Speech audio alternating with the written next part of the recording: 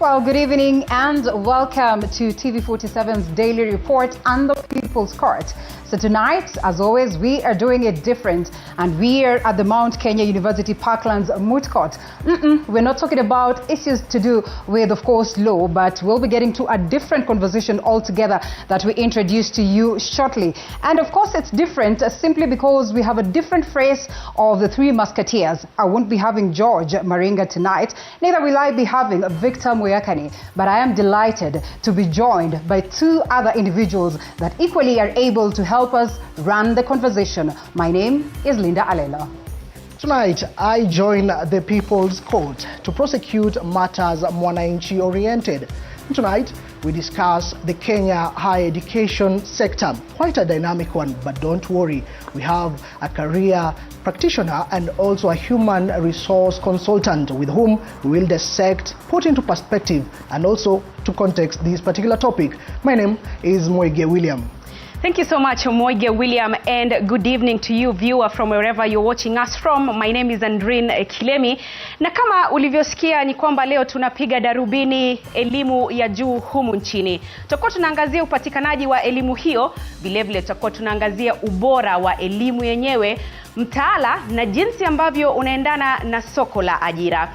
Wanafunzi walio kwenye hadhira hii pia watakuwa na shiriki kwa kutoa hoja zao, kwa kutoa hisia zao na mitazamo yao kuhusiana na elimu hiyo ya juu, lakini yote hayo, mtazamaji, ni ya baadaye. Kwa sasa ninampisha mwenzangu Linda Alela ambaye atakuwa kitujuza matukio na matokeo ya siku. Kwako Linda. Asante sana, Andre. And as you all know, if you have been watching TV47, then you will be aware that Andre Kilemi is our senior educations reporter, and therefore one of the best people that we should have this evening to help us dissect this beyond the experts and the students. And of course, as earlier mentioned, we'll also be having a Dean Aga Khan University Graduate School of Media and Communication, and we'll also be having a career development practitioner. And we do not forget to have a researcher, which is equally very, very important a factor when it comes to the question of education. And before we get to all that, it's important, as Andrine says, that we look at what is in the world of news.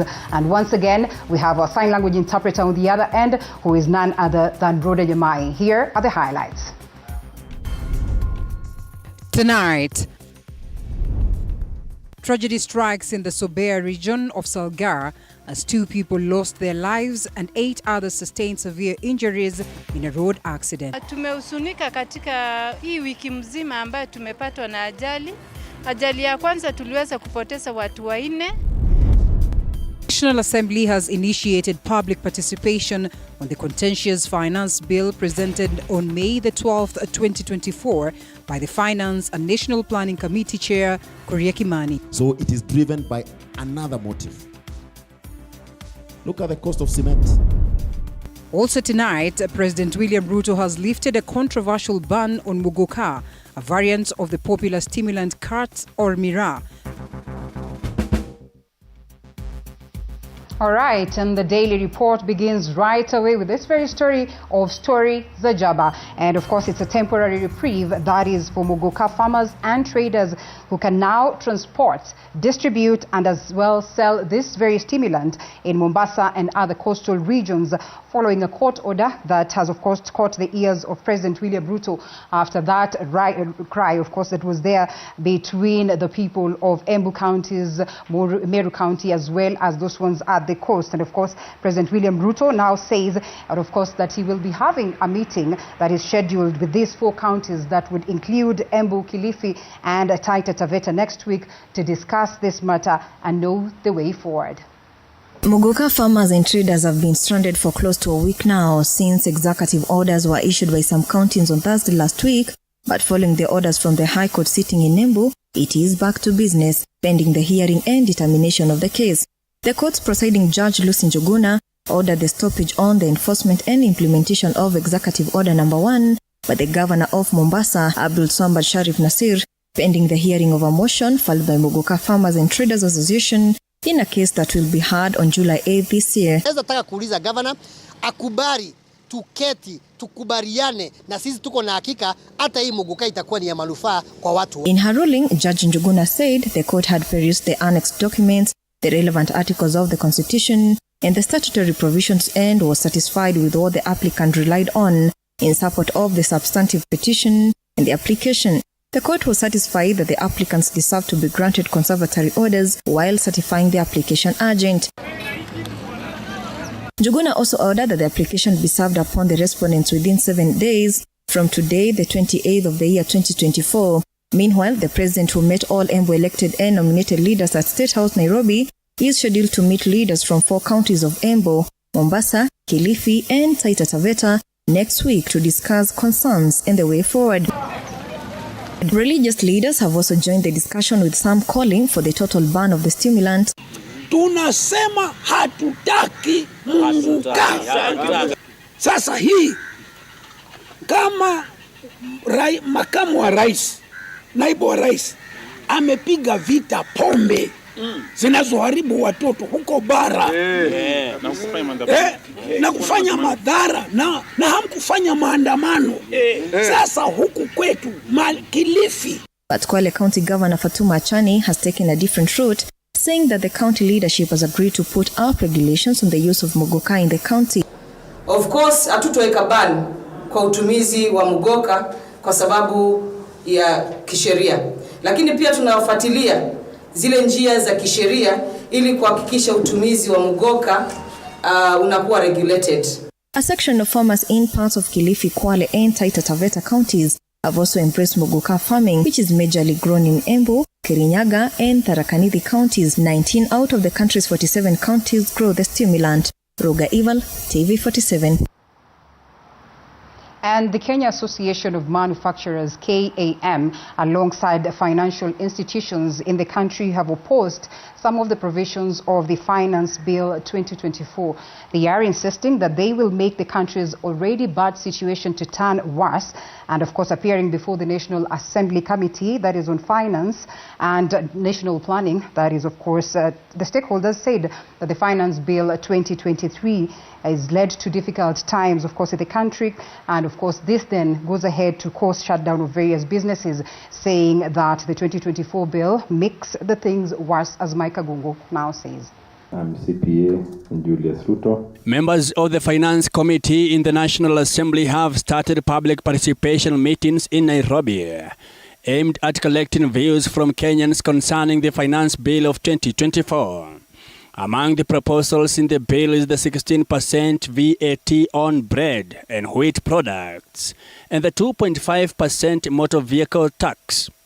The Kenya Association of Manufacturers opposed the proposals, stating that they will make life more difficult for the already economically hard-pressed Kenyans. But what they don't realize is that Wanjiku will pay every cent of what the government has lumped as tax. What we worry about is depressing demand, but Wanjiku will have to bear the cost. If the bill becomes law, motor vehicle owners will pay a tax of between 5,000 and 100,000 yearly. They argue that the motor vehicle industry is already taxed through other forms of taxes, including vehicle import taxes, which are almost 50% of the value of the vehicle. So we believe this is misinformed, it's uncalled for, it's unwarranted. Likely to feel the pain of Kenyans at households at farm level. So no, we take this very, very seriously, and please do not take it that we are being flippant. No. KAM leadership is also against the eco tax, which they say will lead to a sharp increase in batteries and other electronic equipment. The proposal to tax imported cooking oil also caused a heated debate during the forum. The escalation will be on plastic sector, 55% increase, pharmaceutical 38%, bread 2%, cooking oil 6%, just on this economy alone. Diapers 30%. Fertilizer Association of Kenya highlighted that the gradual increase in excess duty rather than an immediate jump to 20% could help mitigate the impact on consumers and allow them to adjust to the higher cost over time. And also we are looking at the transfer of businesses as a going concern. Being VAT exempt is a very welcome move that will help businesses to be able to transact freely. After getting views from Kenyans, the Molo MP Kimani Kuria-led committee will retreat to prepare a report that will be tabled in the National Assembly. I think we have to think around how that difference in the number of years will be accounted for. Well, we must also help the commissioner to tame the bad taxpayers. The bill will go through the third reading before MPs take a vote. Mike Kagwango, TV 47, Nairobi. This is a crisis of monumental proportions. Well, this night is a win for devolution after the National Assembly and the Senate mediation committees agreed to allocate counties about 400.1 billion shillings, up from what was there in the financial year 2023-2024. That was about 385 billion. Of course, this has been agreed upon and certainly is going to be a boost on the question of activities at that level of devolution. Let's take a look.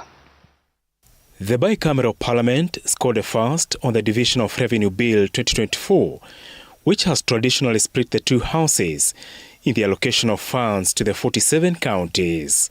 This is after a joint mediation team of the two houses settled on 400.1 billion shillings to be allocated to the counties for the financial year 2024-2025, starting next month. Out of the shareable revenue, the equitable share that will be going into our counties is now captured in the report, and it is 400.1 billion shillings. This means the devolved units will benefit with an extra increment of 15 billion shillings compared with the current allocation of 385 billion shillings for the fiscal year 2023-2024. In the contentious Division of Revenue Bill, before it was committed for mediation, the Senate had proposed for 15 billion shillings, while the National Assembly capped the shared revenue at 391 billion shillings. Consultations have been happening even with the President. And after those consultations, and with the support that we have always projected towards devolution as the National Assembly, as the Senate, as the government, we were able to reach a considerable figure which clearly shows how supportive we are to devolution. The deal struck on Monday was, however, not a walk in the park for the two sides, with sources saying it was marred by walkouts to pave way for consultation. Eventually, both sides ate the humble pie, the Senate climbing down from their initial proposal, while the National Assembly reviewed its proposed allocation upwards. Apul Kamau, TV 47. And now to this sad story. At least 4 people have lost their lives. That is in an accident at Salga, with several others sustaining injuries in a road accident that occurred, that is on Monday morning. Dr. James Waweru, as level 4 doctor, that is of Nakuru, reports that some people received treatment and of course were discharged from the hospital, while others continue to recover from the head and abdominal pains and injuries that they got. The collision involves a trailer, PSV Matatu, as well as a Probox vehicle, as Paul Kiribi now tells us. The Tuesday's early morning incident resulted in the loss of 4 lives, with several others currently under treatment at Nakuru Level 5 Hospital. Dr. James Waweru, a physician at the hospital, has confirmed that out of the injured passengers, only 3 have fully recovered and have since been discharged. Tragically, 2 people succumbed to their injuries within the hospital premises, while another 2 lost their lives at the scene of the accident. Wenye wako kwa hospitali ni wanawake mama mmoja na wanaume 5. Wote wako fractures, head injury, abdominal injuries, lakini wote wako stable. Wanaendelea kuhudumiwa kwa hospitali. Madriver tu ndio wanakimbisha hizo magari sana. But ni tuseme mambo ya traffic wanakuwa sawa. Madriver tu ndio sasa wasipopeleka mbio au utakuwa na accident kama hizi. Usidanganye, tangu saa hiyo accident ilifanyika nimejisikia saa hizi asubuhi. Sikujijua. Hadi nimeshaona na sikujijua. Sasa unaona? Waza kukimbia imondo kaa sana. Ni mkono peke yake. sina pale pengine uchungu. For the past week, the notorious highway has been in the news headline. The most recent accident involved a 14-seater matatu from Nanaki Sacco en route to Nakuru, a trailer and a probox. According to eyewitnesses, the PSV matatu was traveling from Salga to Nakuru, while the trailer was headed from Nakuru to Salga. The collision occurred when the matatu and the trailer collided head-on as the trailer swerved to avoid hitting a probox that was overtaking in the wrong lane. So sisi tulikuwa nyuma yao. Ikawa kuna probox ilikuwa pande ile nyingine ya barabara. Ile probox ikaona lori itaigonga, ikajaribu kuhepa. Kujaribu kuhepa ile jamaa tulera akaigonga nyuma, akarus control and akagonga hii tulera, akagonga hii ni matatu. Residents along the Nakuru-Salga pleaded with the government to provide them with standby ambulances that would help in such emergencies.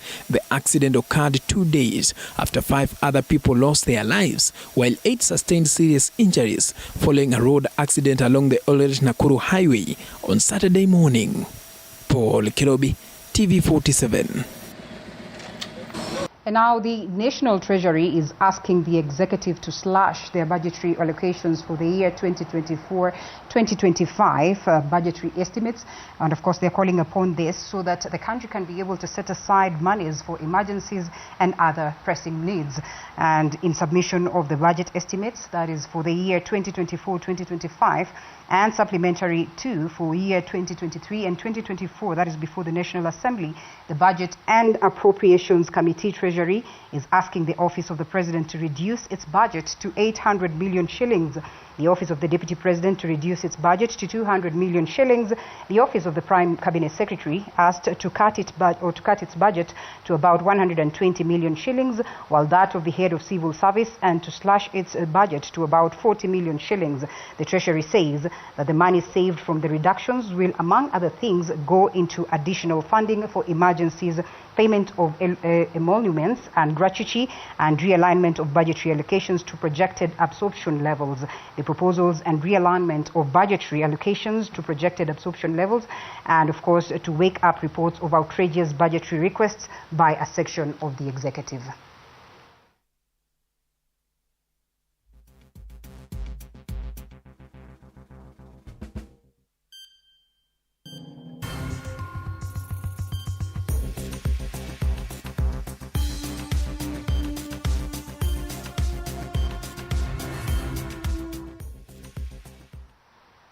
And as the country joined the world to commemorate World Menstrual Hygiene Day, stakeholders in different sectors have come together and have urged the government to scrap taxation that is on sanitary products. While, of course, when legislatures had to discuss about this, the Financial Bill 2024, this is to enable every girl child to get access to sanitary products, as Chichi Josephine now tells us. In Nakuru County, over 600 girls from Gala School for the Deaf, as well as those from Mirugi Karaoke School, received a donation of sanitary towels and undergarments in a bid to curb teenage pregnancies and ensure all girls remain in school. It's a wake-up call kwetu kama community, kama viongozi.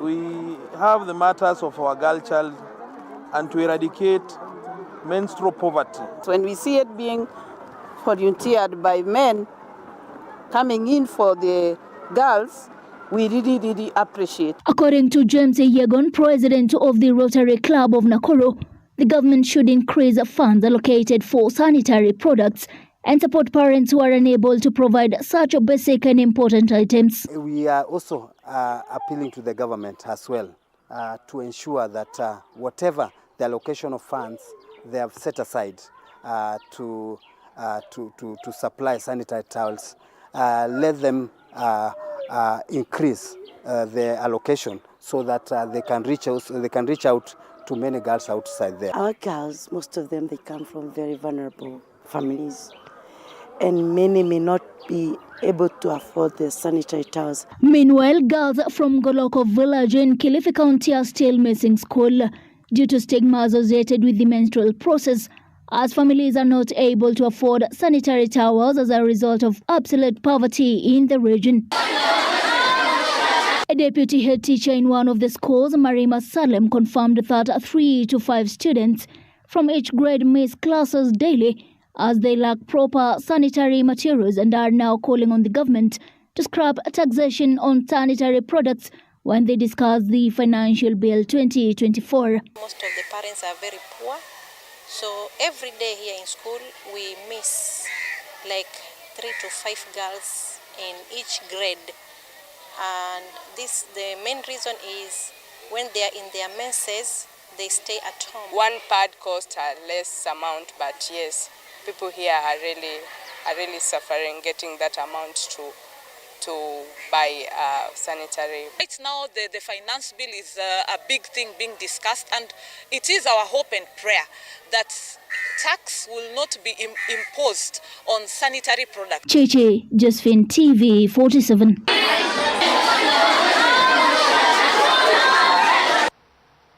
Residents of Tana Delta sub-county in Tana River County are now seeking the government's help, that is in the construction of better houses that are safe for them, especially at this time where, of course, the country has been grappling with matters of floods. And, of course, they are calling upon the government to address this matter, having seen themselves being swept away and their property as well as their houses being swept away during the time of floods. This is the situation at Tana Delta sub-county, Tana River County, undisputable destruction caused by floods. Mnaiona maji imetuzingira. Mara ya kwanza season iliyopita ikakuja ikaingia katutoa, tukaenda tukakaa tena, wengine walibaki huko Minjila, wengine wakarudi, tukakuja tukakaa. Residents are devastated by what they say is a regular occurrence anytime the rainy seasons upon the country, destruction of a huge magnitude. Manyumba ndio hiyo mnaiona imeharibika na kuanguka. Shamba tulikuwa tumejaribu kulima na ilikuwa ingine tumepata kiasi chakula, ingine imeharibu na maji mingi imeenda na maji. Infrastructure in the area is in its worst condition, but first of all, residents here cannot seem to meet basic needs. Maisha pia iko juu, chakula pia kwa maduka ni shida. Moja mbili, hata mambo ya matibabu tunategemea sana Wema dispensary, nayo pia imefurika. Starvation also seems to be knocking too close, threatening their mere existence. Shamba hivi sasa tukiangalia ikiwa tuko na njaa, kulimika pia itakuwa ni ngumu, sababu capital ya kwamba tunaweza kusaidika mashambani hivi sasa hakuna, ila tarajio letu tulikuwa ni huu mkahawa tunavuna haya maembe. Haya maembe yenyewe ndio hayo pia nao mengi yameharibika yakiwa yako kwa maji. The only plea to well-wishers in the government is ingekuwa ni bora sana hii serikali mbili washirikiane, waone ule mwananchi wa kawaida ambaye kwamba anatoka kwa maji akipanda juu amepata sehemu ambayo kwamba ataimiliki kama yake. Hiyo ndio tu maombi yangu, naomba serikali ya county na national pamoja kushirikiana na Red Cross wasaidike hao wananchi. The Kenya Red Cross Society is still continuing its assessment of the region and the extent of damage caused by floods. Kijiji chote wakati tumefika, watu wote tayari walikuwa wametoka, wako katika kambi ambayo iko pale Gariseni. Katika kijiji chote tumeweza kupata mtu mmoja peke yake. Vera Alberta, T47. And we cross over from there to a different world where preparations are now in full swing as South Africa is geared up to go for an elections where they're going to be making their voices heard in the country's 7th democratic elections. And of course, the national and provincial polls are set to take place. That is on May the 29th in what is expected to be a big turnout amid 30 years of democracy. CGTN's Julie Shea reports. The Independent Electoral Commission tasked with overseeing South Africa's elections says everything is ready to go on May 29th. Everything is on track at the moment, and we're keeping a close eye on security. We are in collaboration and with the security establishment to ensure that voting proceeds safely, not only for the political parties, but for the voters as well. Close to 15,000 candidates will vie for almost 900 seats in Parliament. The inclusion of independent candidates has shifted the political landscape for the better, but has made logistics slightly trickier. You've got to have 3 ballots of 3 different colors and of 3 different sizes in each province. So you're having 19 ballots altogether, and then you have to explain that so the voter education becomes quite complex and has to be intensive at this time because the legislation just came into being in the last few months. The ruling African National Congress is the front runner, but a waning delivery record could see opposition parties capitalize on those failings. We've reached a climax of chaos in terms of the democracy that we have voted for has failed to deliver jobs, has failed to deliver income-earning opportunities, especially to women, has failed to deliver homes, especially for women who need to look after children and to look after their families. If South Africans on the 29 are prepared to allow ANC to continue stealing, it's really up to them. But I think also we take the responsibility as political parties to really go and actually demonstrate